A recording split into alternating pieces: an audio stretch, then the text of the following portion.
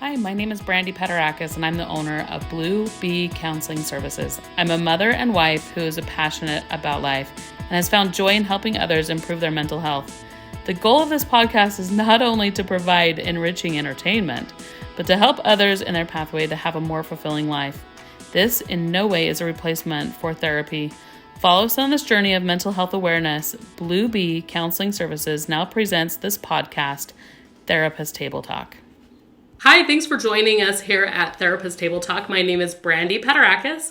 I'm the owner of Blue Bee Counseling Services located in South Jordan, Utah. I have an LCSW, and as a psychotherapist, I'm super excited to be here today with my friends. Most of you know Logan. Logan, you want to say hi to everyone? Hello, my name is Logan, and I am at the bachelor's program through University of Utah, social work, so... yeah, that's me. Super exciting. She also works for me and currently owns, what is it called? Moonphase Marketing. So she does all of our marketing and helps us with these podcasts. So thank you for being here and for helping us with these. Tara. Yes. We're so excited. This is your first time being with us. It is. We're going to tell the audience and all of our viewers who you are and what you're doing. Okay. My name is Tierra Kimball. I work for South Point Counseling Services, and I've been there for about 2 years. I am a certified social worker, and I really enjoy working with adolescents and adults. I primarily work with those that are struggling with depression, anxiety, trauma. I really like inner child work as well. So I have some training in a lot of attachment work and DBT and some obviously trauma work in EMDR. So that's me. Awesome. I'm married. I've got 4 boys. The oldest is 22. Let's see, my goodness, a 19, a 17-year-old, and a 14-year-old. So wow, you're busy. I'm all about boys. You are. Yeah. all about boys. I'm all about which boys. is interesting because Tara is all about boys, but I am all about girls. I have 4 girls, and mine ranges About the same age. about the same Right, ages. right. Yes, exactly, which is so funny. So we have a lot, because what we have to offer today is going to be fundamental for our topic today that we're going to be discussing. And drum roll, can you guess what it is? Yay! It's stages of life. Oh, yay. You probably already know that because it's probably on the front of the screen before you clicked on watch this podcast or watch this video. But stages of life. Woo. Yeah. We've been Here through. we are. We have been through stages. We've been through quite a few. have. I mean, I was looking at our list, and all the stages of life we've been through, except for maybe 2 of them. Right. We're we're definitely over the hump. Yeah. And getting on the other side. That's so funny. A lot of perspective, Yeah, right? for and sure. Life experience, for sure. Yeah, for sure. And so we have a lot to offer, is what we're saying here today. Hopefully, Right, hopefully, and being both therapists, hopefully that can give you some things to think about in your own life. And sometimes I think it gets into the point where we're like, why is my life so crazy? What is going on here? And why do I feel like I don't remember always feeling this down, and I don't really feeling this very confused. And then all of a sudden we look at it and go, oh, it's a stage of life. Right. And I didn't even realize that was what was going on. Initially, I don't know why I'm confused or why I'm transitioning. And now I understand it. I'm just moving forward in my life and things change. My perspective changes, my environment, everything changes. So that is totally true. And I think, what was your hardest stage of life, do you think? Let me think about that. I would definitely say, kind of that early adulthood was hard for me, for sure. And I actually think 4 or 5 years ago was a hard transition for me as well. Yeah. Yeah, as my kids were starting to get older and I was trying to figure out, what's next. Yeah, So, that is really hard. And we're going to yeah. talk a little bit more about that. Logan, what about you? What do you feel like? I mean, she definitely hasn't hit all the stages yet, but you're in your early 20s. So tell me, what do you feel like has been your hardest stage so far? Honestly, probably, right now. This early adulthood is so, it's really challenging, difficult. You're going through all of these different, transitions, different, stages that are all in one, which is really hard. I loved, being high school, middle school. I loved all of those areas of my life. And so now that I'm here into actually having to live being an adult is so hard and like having to figure everything out. Like, not that you're by yourself or alone, but like you're really trying to like figure out like who you are, and like with all of the other attacks from society and attacks from like everyone else. So that's probably like, the early adulthood age. Yeah, and that is interesting because I think it's different according to different people. And I'm fascinated to find out. I think for me, my hardest stage was probably the same. I think that early adulthood in my mid-20s, I was married by like 21. I had a baby by like 23, and then another baby by like 25. And by the time I had my third baby, I was just thinking like, what in the world is life about right now? Like, where is my purpose? I stay home. I take care of all these kids, which was so wonderful because I really wanted to stay home. But at the same time, I felt a lack of purpose. And so I think this is going to be interesting, like diving in to these different stages of life and really talking about them today, because maybe, for some of our viewers, it might be a little bit different. Maybe their high school years were like the worst ever, or their middle school, right? Which tends to be kind of what I have coming into my office a lot, is that age 13, right? Right. So that stage seems to be a really hard one for parents. So let's talk about this. Okay, so Erik Erikson, he's one of those great, icons of social work, or even in the mental health. He talks about the 8 stages of development. And I find that so fascinating. We're not really diving into his 8 stages of development today. We kind of made up our own. So you're welcome. But we're going to talk about a few things. Let's talk about babies. Because, you come out of the womb, right? I find it so interesting. I took a trauma class one time, and the baby, in fact, maybe all of you know about this, but when you do a form for going into the doctor's office or even mental health, sometimes they'll ask you, like, how was your birth? Right. And I think that is fascinating, that the birth can determine a lot of things. And if it's a traumatic birth, there is some trauma that can come from that. And there's even studies have shown, like, even in the womb, babies can kind of sense the environment around them and if it feels safe or not. So even they can kind of get a sense coming into the world that, is it safe? And they're going to be protected and cared for. So. Yeah. And then when they, the baby comes out and they have to learn how to navigate that world around them, and they're constantly looking at your face. I don't know if you have little babies in your life that are turning around and looking up at your face, trying to get that understanding whether they're safe or not. Right. Or whether it's a good thing or a bad thing. Yeah. They're learning this right at this young age. Yeah. So fascinating. And so they also start, like, toddlers start learning the rules. Like, they know kind of what no means. They're pushing against the rules. They're trying to become more independent. Like, they're trying to make that transition to, I'm not a part of mom anymore. Yep. Like, I am my own person. And I need to, start learning how to make my own decisions, say yes and no to things. So, yes. And that's if they start pushing back and wanting to wear their Superman costume to school and their fairy butterfly wings to the store. Like, it's that sense of, like, learning who they are and navigating that. And that's kind of cool. Let's move into the next one, adolescence. Yep. Kind of the same going on. They're learning how to play with friends. Yeah. They kind of like to play with all friends, don't you think? And they're learning social rules. Social rules is a big thing. And learning how to play with friends kind of helps them navigate, like, it doesn't really matter who it is they play with. They'll play with anybody. Yeah. Which is kind of fascinating and kind of cool. Right. They also start communicating. It's easier to, like, talk with them and to communicate better, which is kind of nice, I think. And understanding emotions. It's kind of another thing. What about those preteens? Ooh, those ones are rough. Like the 9, 10, 11 stage, 12. Yeah. Some of them are starting to hit puberty and have the hormones going on. Others aren't yet. And so, it's definitely a big transition there. I think that this is, like, one of those times where it's recognizing that you don't have to play with kids. Right. They're like, I don't like them. I don't want to play with them. Yeah. A little bit more bullying kind of happens and comes out. Yep. Which is not very fun or nice. Yeah. I also find that there's more sadness. They start recognizing their emotions just a little bit better. A little bit more. Yeah.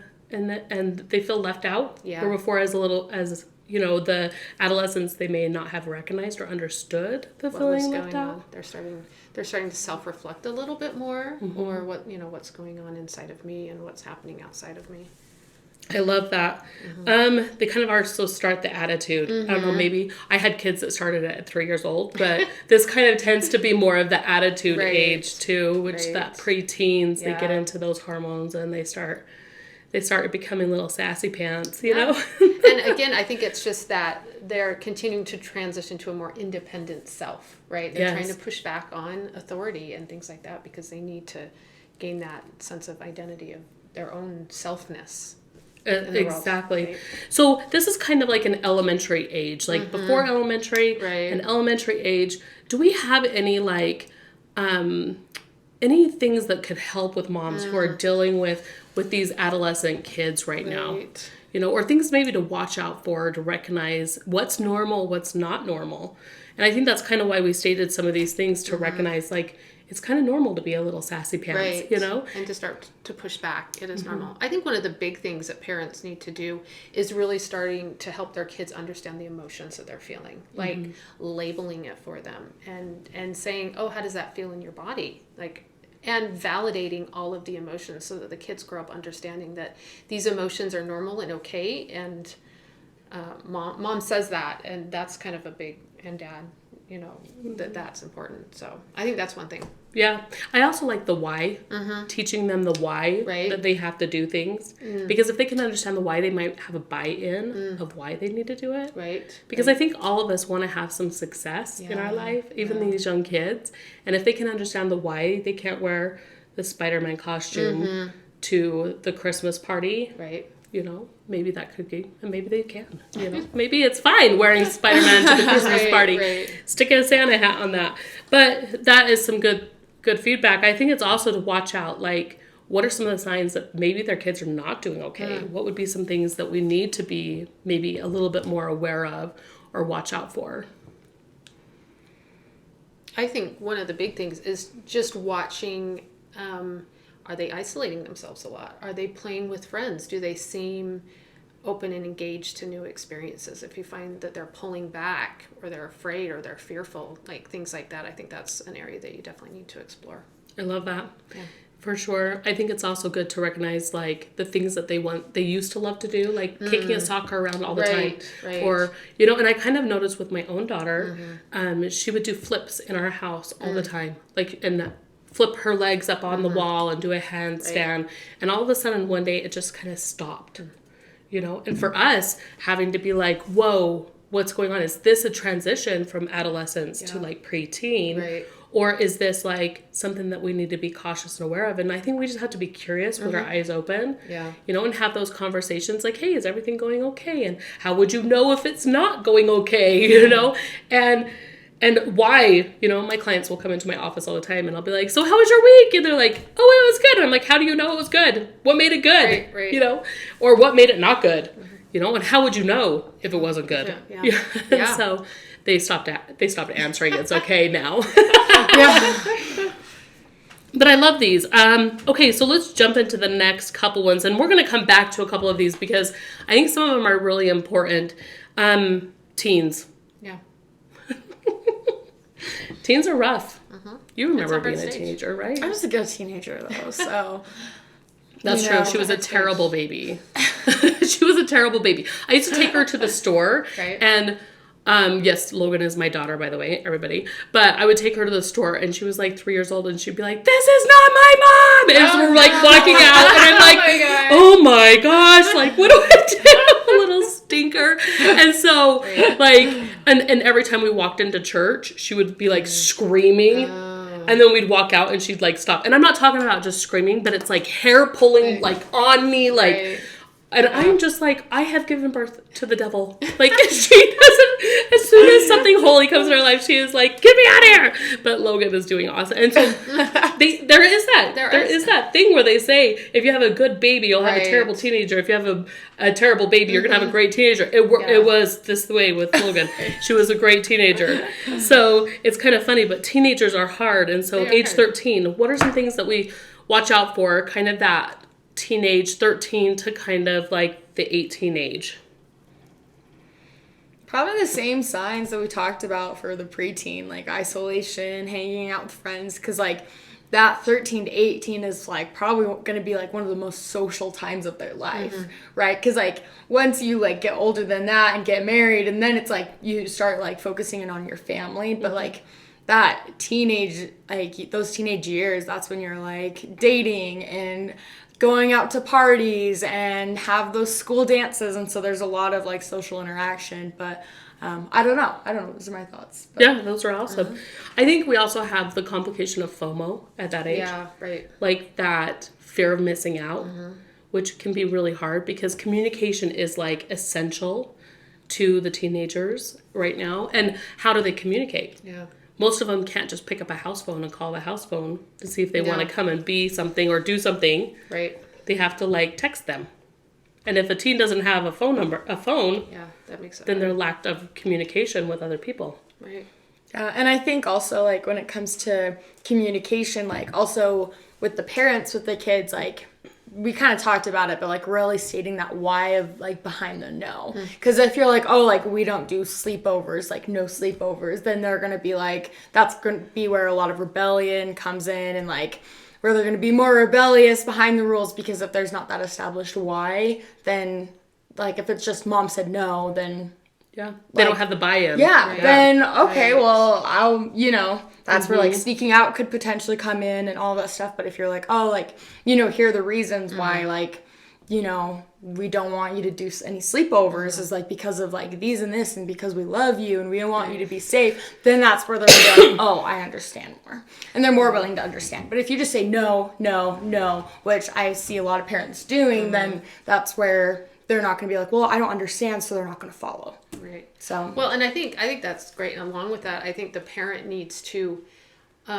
really work hard on validating the child. Like, I can understand why you would want to have sleepovers. If I were in your place, I would really want to go too, and that makes a lot of sense. And like validating their side of it. Yes. And also like onto that, like saying, it's okay if you're mad at me about it. Like, it's okay. Like that would be a really normal response for you to be upset with me about that. Just again to make sure that the teen understands that you're trying to understand and validate their position, and you're trying to let them know that all of their emotions that they're feeling are okay. It's okay to feel all of these things, and they all make sense, because of your life.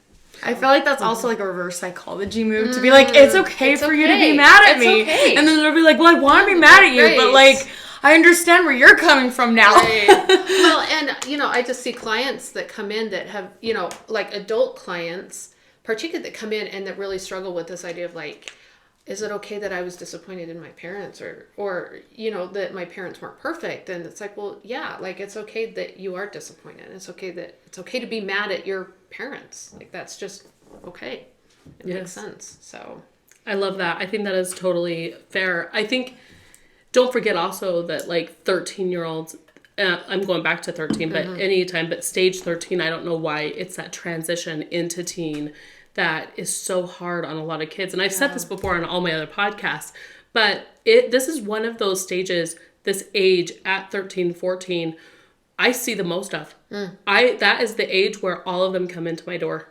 And like very rarely sometimes if they didn't get in before that, it should have happened at 13 and 14. Right. But I find that is so interesting for me that 13 and 14 tends to be that age. And so then I looked back on the Erik Erikson and the stages of development, and I'm like, oh my gosh, that's why. It's so crucial. This is right where they fundamentally start changing. Hormones kind of start getting in the way. Sometimes a little bit earlier than this, but also not only with that, but with the Erik Erikson and stages of development, it talks about them starting to pull away from their parents. And I think the parents start freaking out because they start noticing it. And so then they feel the rebellion there. And then they're like, they grasp harder onto the child. And then the child struggles even harder to pull away. And so a couple of the examples is like, no, you need to have family time. You need to come home and be a part of us. And why don't you want to watch that movie with us? You'd rather just be in your room playing on your phone. Like, you know, Right. and so it's like that family time and getting them to do the things that we have this family party that we're going to. Well, all my friends are going ice skating and I want to go to that, you know, and so that pull of like, no, family time is most important. And I'm not saying it's not important or that it is. I am just saying that we have to navigate that very carefully and allow the child to have that ability to make decisions, have the buy-in on the why, and let them make their own choice on maybe some of those things. And if they do tend to choose their friends over you or over me, That's normal. then it's normal. And I need to not get my butt hurt about those things. Like, get my feel bads all in a bundle and like, and navigate that, because that can be hard, and it does. I tend to take it personally. Like, it's important for kids to push away from their parents a little bit and start, you know, really focusing in on their friends, and that's a healthy developmental thing to do. And I would think if it, you know, parents allowing their kids to do that as much as they can, and of course making some compromises here and there. We really want you to go to this family party, you know, how can we make this work so both of us, you know, can get what we want or what our needs met. But knowing that that is important and allowing them to do that. Yes. Well, and even like for me growing up, like you always did great as my mom, like being like, hey, we have a family party, you can invite a friend if you want. And then that was really nice because like, well, I want to spend time with my friends. And like, obviously in that age, it's more of like, you want to hang out with your friends more than family. And so then it was a great way to be like, oh, like, hey, we're going, like, my family's going to the movies, like, do you want to come? And I would invite my friends, and my friends would love to come. And it was a great way to like incorporate that family and friend time, like, without having to just like draw away with like from my family. Right. And so I think that's another way you can do it, is like, hey, we're doing this, or like even family trips, like it was always a, hey, you can invite a friend if you want. And so then that was a nice way to be like even more excited for it, because you're like, oh, I have my friend that's coming, or, you know, so that's another way you can also incorporate it. So if you do feel that pull, that you can like have your kids invite their friends, or making it so it is more of a combined situation. Like being creative and flexible and making that happen, so both people are getting what they need. Yeah, I love that. I think that is so good. Also during this stage, it's also the stage where the kids tend to not just play with the same kids. They tend to have different groups. And it's totally okay and normal for them to have like 4 or 5 groups that they jump from.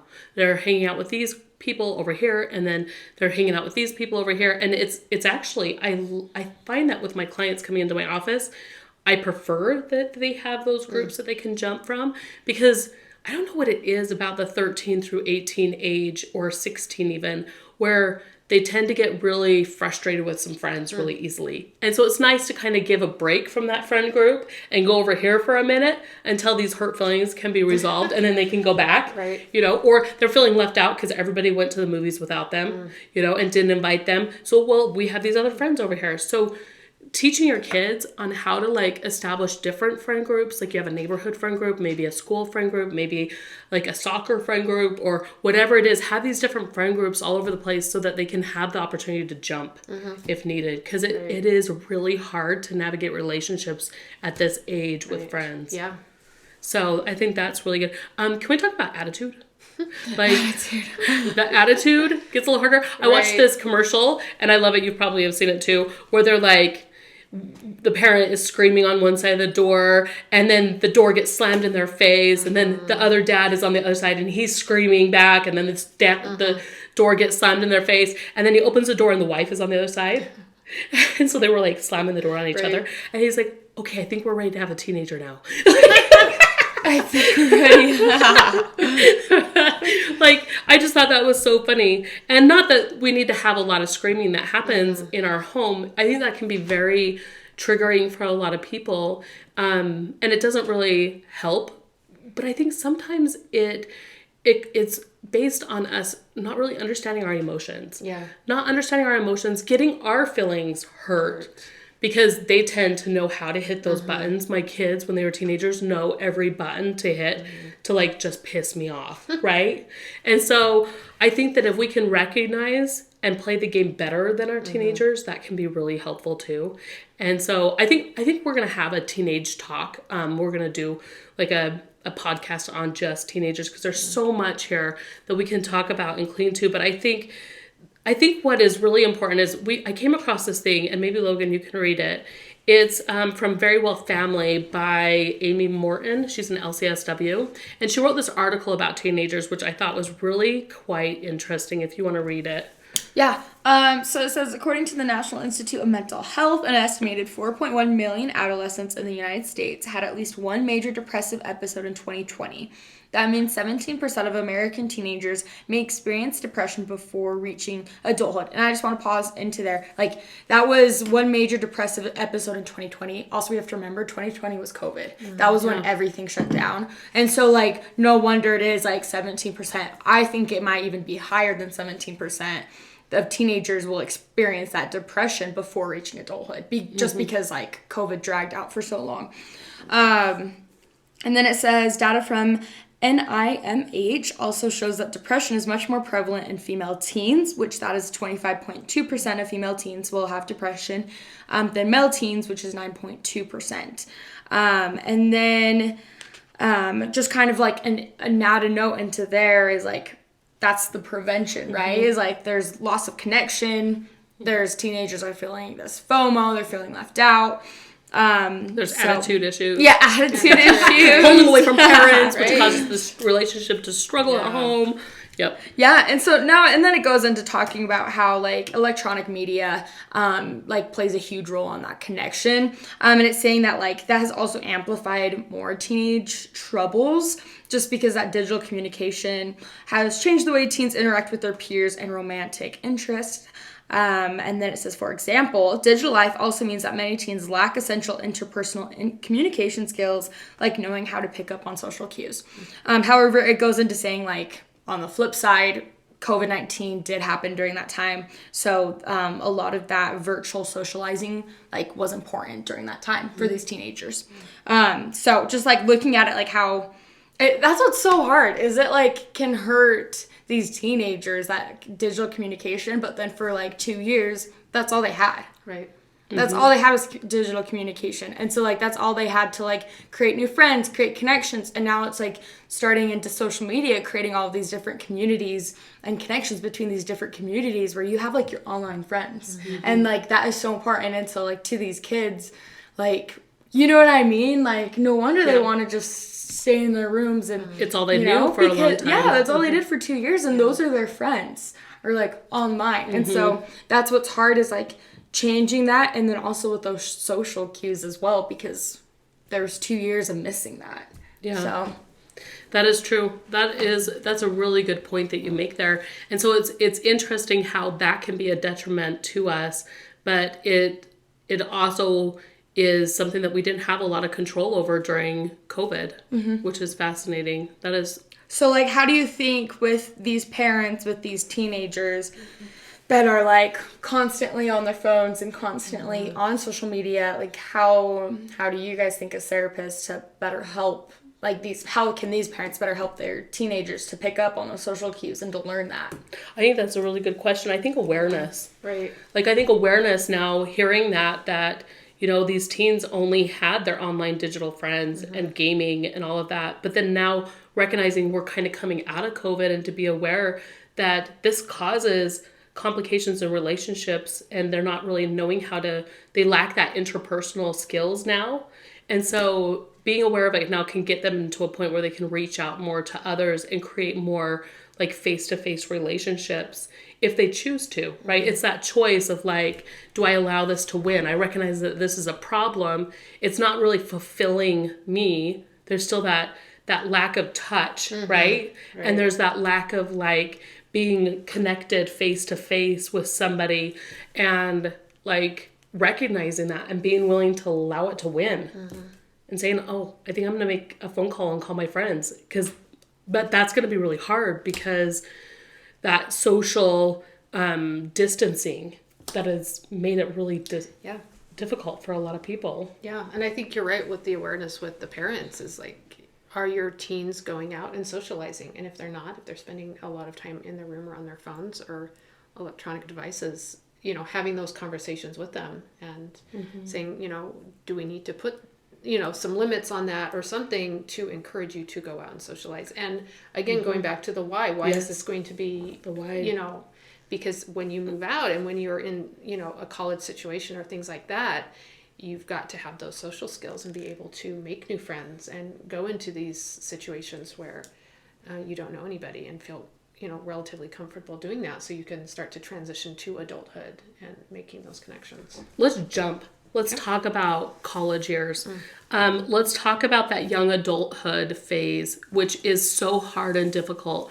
I have a daughter that just graduated last year. Well, she graduated 2021, I think, or 2020. You're talking about me? No, it was Charlie. Charlie.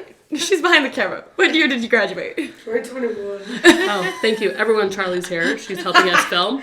So she graduated in 2021. That's why I was 2019. It's been difficult. It's been difficult for Charlie to, like, you know, have to, like, navigate all through the COVID years of, like, finding those social friends online TV or online, and then having to go into an environment where, you know, you need to find the abilities to connect and live on campus and, like, and we should have had her on here. What the? I know. Charlie needs to come on here. You know, and from what I've read, one of the single most important things that young adults need to know how to do is to socialize and meet friends once going into the college years. Because if they're not able to do that, that really points to they're not going to do well, because they get lonely, you know, and they isolate themselves. So the more parents can really keep an eye on that with their kids, like, can these kids make new friends? Can they go into unfamiliar situations, dorm rooms, college classrooms, and be comfortable enough to, you know, make the friends so that they feel a part of the college life or the new job or whatever they're going to be doing. You know, that's a really big a sign that they will be successful if they're able to do that. Which is, I think, is crucial that you said that, because that is fundamentally so important. Making friends in a new place so you don't feel that loneliness, which loneliness brings on depression, right? And so that's the biggest and anxiety, because then you feel that apprehensiveness of, like, trying to make new friends but not really knowing how. Right. And so how do we teach the parents that are sitting back on the other side of this camera or watching us and saying, my daughter is in that, or my son, and now, okay, this is great. What do I do? How do I do this? How do I teach them? What would be some, like, I would think, like, the first thing is to start having some really open conversations with your teens. You know, like, starting when they are 16, 17. How do you do in new situations? How do you feel about walking into a room and having to meet new people? And observing them. Like, are they able to do that? Are they making new friends? Are they doing well at school? Are they trying these new situations? Or if you find that your teen is shying away from that, or isolating, or only sticking with a couple of friends because they're, you know, too nervous, that's when I think you have to have those open conversations. And how can we help you become more comfortable doing these things? And again, it goes back to the why, because if, you know, at some point you're going to move out of our home at some point, and you're going to be in these new unfamiliar situations, and you're going to struggle if you're not able to make some new connections.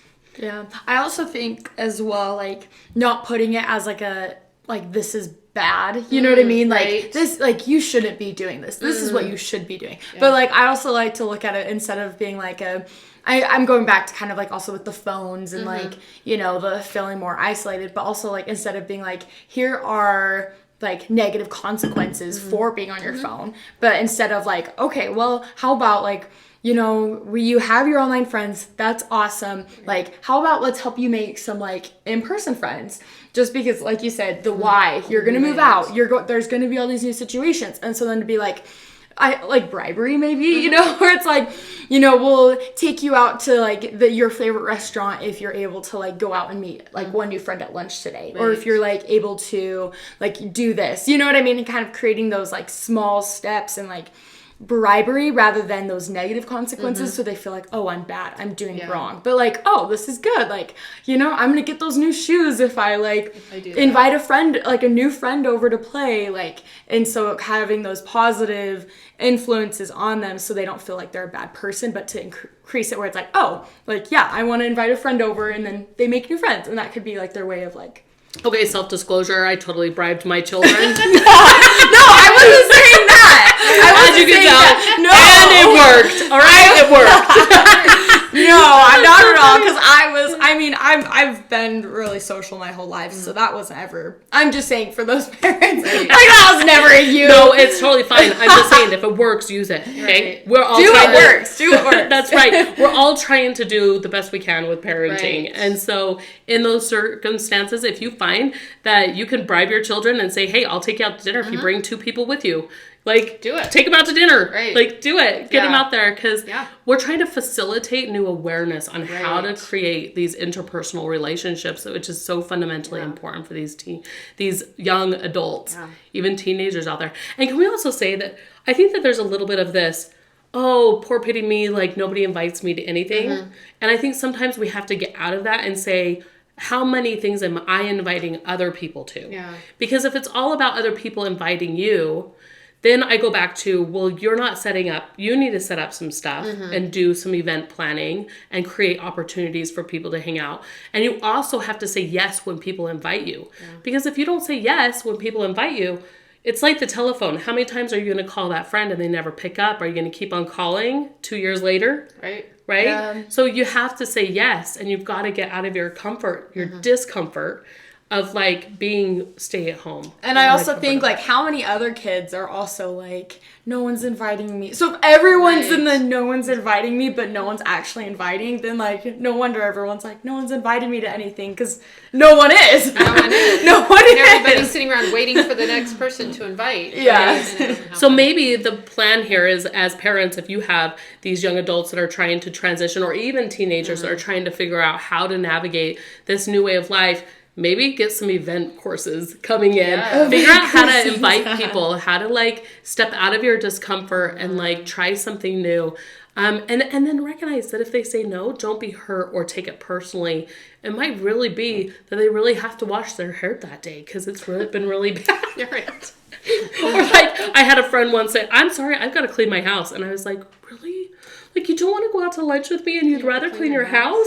Like, oh, that's so That's sad. kind of sad. Until I saw her house, and then I was like, "Whoa, it was a good thing you stayed home to clean your house. Maybe I should invite myself to come over and help you, right?" Yeah. Maybe that's how you can Add in spend some time. service. Yeah. But that is difficult. And so these young adulthoods, I also find, and we're going to stick on this one for just a minute because this is such a big stage. In fact, we were talking right before we came on here and we're like, what was the hardest stages of life? And this tend to be one that all of us said that we were struggling with was this young adulthood. And I think it's because once you get out of school, you have a lot of choices that you have to make that are prevalent just for you. Right. Like you don't have to determine usually about a spouse or children or anything else. You have to make your decisions all on those things that matter just for you. And so this is like the one time in your life where you get to think about yourself. You know, you get to think about yourself. You get to make decisions. You're now an adult. They're all your decisions, right? And then that scariness of like, well, I should already, I think I also get this, and I don't know, Tara, you can tell me what you think with your young adults that come into your office, but a lot of them feel like they need to be established right now. Yes. And they need to have the money, and they need to be a big influencer making tons of money, or like... And they have to know exactly what they're doing and what they're going to major in and be set up, right? And they need to have, their spouse needs to be like around the corner somewhere right there or dating them already. And oh my gosh, what are my kids going to look like and how do I have them part of it? So all of those things I think is really interesting for us to navigate. And sometimes I just have to say, shh. It's okay. Like, let's just take a moment here. Right. Like, let's slow down, right? Yeah. Let's slow down because the people that you're looking at are people that are your parents who are probably in their 40s or 50s. Right. You know, and have established stuff. And they went through this too. We all did. And so I like to call this the explorer stage, where it's your job at this age as a young adult is just to explore. Try a bunch of new things. Logan, you've been trying a bunch of new things, right? I know. You've been an explorer. Yeah. Trying to figure out, is school right for me? Is school not right for me? Is this business I just started right for me? Or the second business I just started right for me?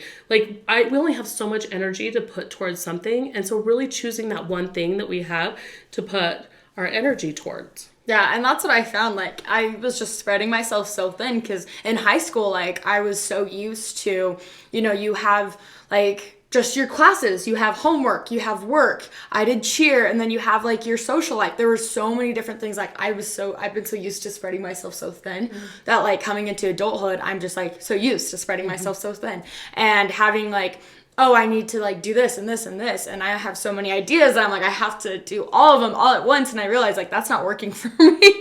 Like I'm just so overwhelmed, like have so much stress and anxiety. And so stress is higher at this age. Yeah. Well, because it is like, you do feel like you have to be established and like you have to find that job because you have to provide for yourself. Yeah. And like, if you can't pay rent, then like that is stressful. And so in order to like, but then it's hard because you're like job hopping and you're just trying to figure out what's like right and hours and like even the pay, you know what I mean? Like you have to find something that's going to fit your lifestyle, fit, you know, what you have to offer. And like for me, like I had to work full time and then to take online classes because like, you know, doing in-person classes wasn't right for me because I had to provide for myself. So I had to work full time and like I'm already exhausted. I know. I'm like, it never anxiety ends. is high. Okay, so can we say that anxiety is going to be high? And it's big. Yeah. And I think the other feedback I've gotten from some of my young adult clients is not only are they feeling that stress, but they're feeling their parents' stress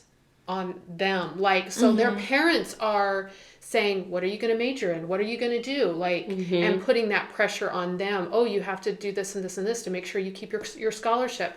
And so, like, I think parents need to recognize that whatever fears or anxieties that they're having about their kids are picking up on that. And you need to make sure we need to make sure as parents that we're stepping back and we're like managing our own anxieties about it and making sure that we are not laying those on top of what our kids are already. Ooh, I love that. Worried about. Like, teach your kids, right? Good, yeah. Explore. Yeah. Go. You're not supposed to know what you need to do right now. Right. And you know, go try something new. And you don't have to do what mom and dad did. Or, you know, this is your journey. We want you to be happy. We want you to find that out, and it's okay to make mistakes. You know, and we trust that you will be able to figure this out. Yes. And you know, there's going to be mistakes, and we'll be here to support you. You know, instead of that like putting that anxiety on them to get it all figured out and get it all put together. So yes, that is so good. Yeah. And here's the other thing. With these young adults, there is something really great that comes as a reward to parents, is they're very grateful for you. All of a sudden, they start being like, Mom, you took care of all the bills? Yeah. That's that awesome. Yeah. Oh, and Mom, would it be okay if I borrow a couple of like cans of you know, soup. in the cupboard? Charlie's back there grinning. She's like, that's me. But there is some gratitude that comes through, and they go out and they kind of meet the world, and they're like, whoa. You might have been good parents. Right. Thank you. Thank you. Yeah. It's kind of nice. So that's your payoff. If you get one of those, you're doing awesome. Right. Yep. Right. Might not pay off for a couple of years, but it will. Exactly. And this is also that stage when kids start getting married, possibly, Right. especially in Utah, when it's like a younger population gets married. They even start having children in this age. And I think that's what was so hard for me, as I mentioned in the first, is trying to navigate, like, I have all these kids at home and I feel a lack of purpose. I feel like, what is the point to all of this? Like, I'm changing poopy diapers all day long. The kids are crying, and then it starts over tomorrow. Yeah. Like, and I think that sometimes I had to like get involved in things like mom groups, get out of the house, go do something, like call a friend, you know, get a babysitter and go to the mall for a minute and like wander through the streets. My biggest thing when I was younger is I just wanted to like sit at Barnes and Noble and read a book without anybody talking to me. Like, that sounds like the most wonderful thing. Did I ever do that? No. And still I have it, and almost all my kids are out of the house. But that does happen, right? So let's move on to adulthood. And we're going to travel through this one just a little bit faster. As adulthood, we're gaining confidence. This is kind of that age of like 25. And I like to say 25 as adulthood, even though you're an adult at 18. But that's kind of a young adult. 25 is when most women get their full brain. Their full brain has been like established, and for men it's about 28, 30, they say. And so this is where you can make the most important decisions. You kind of fully are aware of the stuff around you. Your decision making is a lot faster, quicker. You have a little bit better on like impulsive decisions, or choosing one way or the next way, or logic versus emotions. Like, you're kind of come into yourself a little bit more at 25 to 30. And so this is where I think it's like more established career paths. Your kids are starting to get, hopefully, maybe a little bit older. You're starting a new family. It's also nice because you'll probably have a spouse. Most people have spouses around the age of 30. Or a partner. Or a partner of some kind. And then there's young kids at home, which can tend to make us really exhausted and tired. So the anxiety levels, that lack of purpose could still be there. Older adulthood. This is like, I kind of feel like the 40s. 40 to like 55-ish, around in there, when it's just different mothering, don't you think? It's very different. It's different. It's more like, I have always, like, personally, it's more mental parenthood as opposed to like the physical of changing diapers, running after toddlers, driving people around, sleepless nights. This is more like mental of trying to connect with your older kids, worrying about how they're doing, that you have less control over them. So I think that's, at least for me personally, that was kind of the shift with parenting. That is totally true. So, it is. It's a lot. And you're creating that new identity. Yeah. Of who you are. Yeah. Outside of being a parent, because at least for me, like, I had this identity of, I was, a mother for so long. And then once my kids started getting older and they didn't need me as much, then it was like, well, who am I outside of being a mother? And realizing that that's a really important thing for me to know and to do and to focus on, as well as continuing to be, a mother and, a wife and things like that, that I needed to have other identities. So that is perfect. I love that. And you start establishing, there's a little bit more money. Right. There's more money. There's a little more free time. Yeah. You start, and you have to do things differently. Like, I had a lot more free time where I was like, wait, now what do I do? And so establishing that new identity, figuring out new things. Most people starting their own businesses at this point because they don't have all the children at home or as much, or they're more independent at home. Some people start becoming grandma and grandpas at this age. So now you have this different era of grandparenting and how to navigate the no's with your children and setting boundaries. Yep. And how to parent adult children. Yes. Yeah. Or not parent them, Yeah. Or not parent them. Not parent them. Yes, which is totally fair. And then we go into like the 50s and 70s, like kind of in that era. And there might be some fudging. I just kind of threw these numbers out there. But thinking about retirement. Yeah. Right? And like that kids are grown, they're out of the house, grandparents and grandkids. I think this is what I heard is the best stage of life. I kind of think it's the 40s because you get to travel and there's a lot less health concerns or health problems that kind of happen at 40.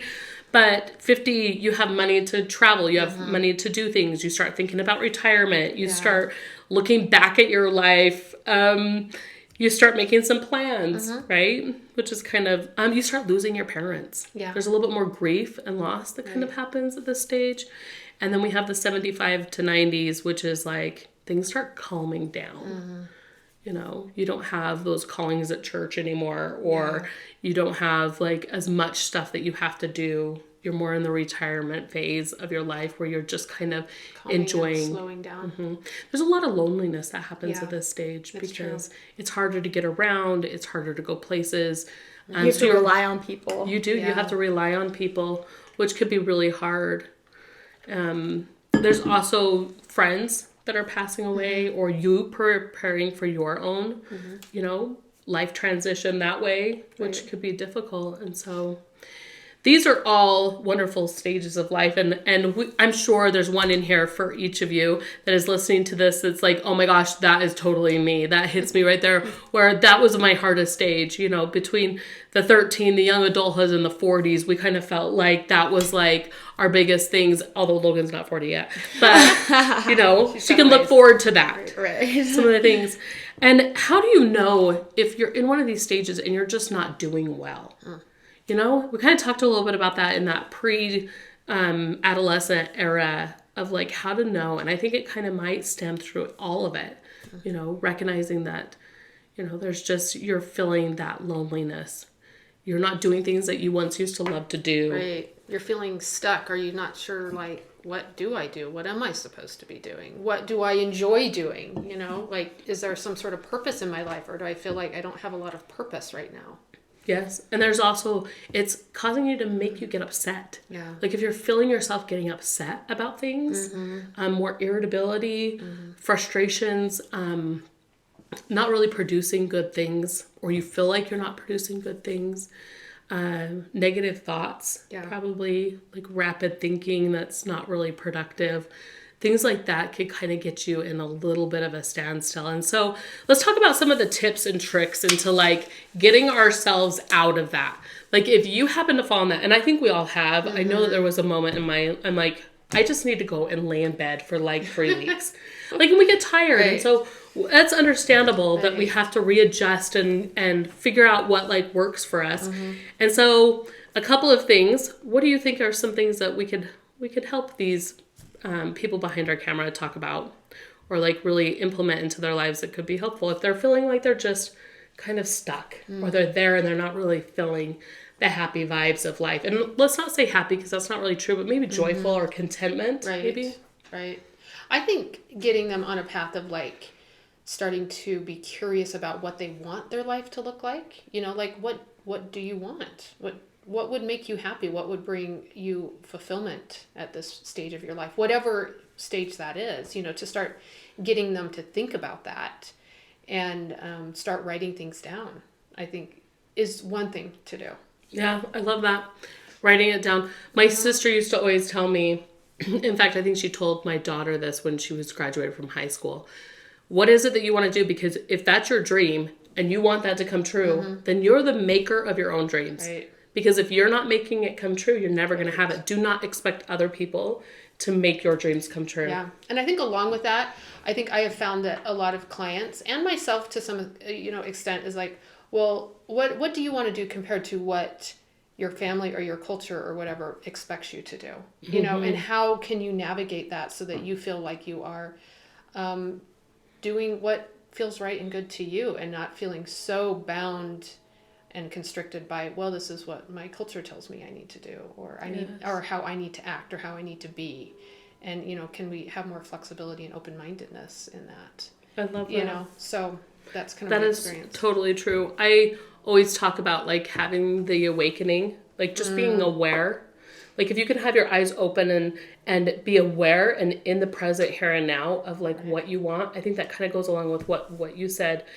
It's like being awake and recognizing, I want my life to look different. Yeah. Okay, well now what are you willing to sacrifice or put the plan in motion to have that happen? And being curious about it. Yes. You know, like curiosity is a really big thing. It's kind of being curious about what that's going to look like. Curiosity didn't always kill the cat, you know. No. It might have got you a new one. Right. It made you the life that you wanted or that seems more fulfilling to you. Yeah. I think watching your thoughts is kind of a big thing. Yeah. Like sometimes I think, oh, it's just my thought, boo-hoo. Like, and I think sometimes we have to get in the point of like, no, that's not just your thought. Like that thought just came in, but that doesn't have to be your own. It's what you do with that thought now that counts. And so sometimes instead of getting upset at that first thought that comes in, it's like, no, challenge that thought with the second thought, you know, of like, no, that's not true, or calling out the lie of it, or recognizing what is that going to give me, or where is that going to take me? It's not going to give me anything. And so therefore I'm not going to allow it to stay. Yeah. You know? Right. And it's that radical acceptance of, you know, well, okay, maybe right now you do have young kids at home. Yeah. Right. Maybe right now you might have to change some poopy diapers. And you might have to change them all day long. Yeah. So having that radical acceptance of, if I was to choose something different, would you? You know? And I think maybe a lot of moms would be like, well, yeah, that would be nice. But no, I would probably still choose to have my children. Right. And so therefore, then it's like, okay, what can I add into my day to make it more joyful, or to add in that contentment, or give myself a little bit of like a 5 minutes something that makes me really happy. Yeah. You know, like that shower. I think when I was a young mom, showers were like priceless. And so I had like 5 Bath and Body Works, like lotion, not lotions, but like shower gels in my bathtub. And I'm like, which one I'm going to use? Because I enlighten those senses and make it feel a little bit more joyful in those moments, you know, or creating like a hot drink of some kind to taste, or a little treat, right? That during that 5 minutes, you can sit down and watch that show that maybe you've been really wanting to watch while playing with your child on the floor. Yeah. Yeah, and I think it kind of goes back to that like idea of the acceptance, but also, you know, if you have these thoughts that you're challenging, knowing that kind of the rigid thinking styles isn't going to help you get what you want. You know, again, trying to be creative, trying to be curious about if you are changing poopy diapers and that's just the reality of your life right now. You know, how can I get more creative? How can I challenge these thoughts and figure out something to add into my life or take out of my life so that it feels more, you know, fulfilling for me. Oh my gosh, I love all this. I think that this is like such a gold mine. I wish I would have had all this information when I was young. I know. Going through all of this stuff. And I hope that you made it to the end of this with us and that you could like pull some of these concepts into your daily life, or even just have some acceptance that this is just normal and okay right now. Sometimes by just understanding that can help us get through the trenches of the everyday living when it's like hard and hurtful. But, you know, do something a little bit different. Find a little time for you, and that's okay. You can do that. And then navigating this, and if you need to rewind this, rewind it. Listen to it again throughout the different stages of your life that you're kind of going through. If there's any new therapists out there listening to this, and they're coming across some of these clients that are coming through their door, do we have any final tips and tricks to kind of just share with them? With new therapists? Yeah, new therapists. Because I know how hard it was when I was a new therapist, you know? Yeah, it is hard, for sure. And you get those people in your door. I think understanding the stages of development is a big deal. Yep, recognizing Erik Erikson. I think validating. Validating is big. Validating clients. I think really watching for the rigid thinking styles is really helpful.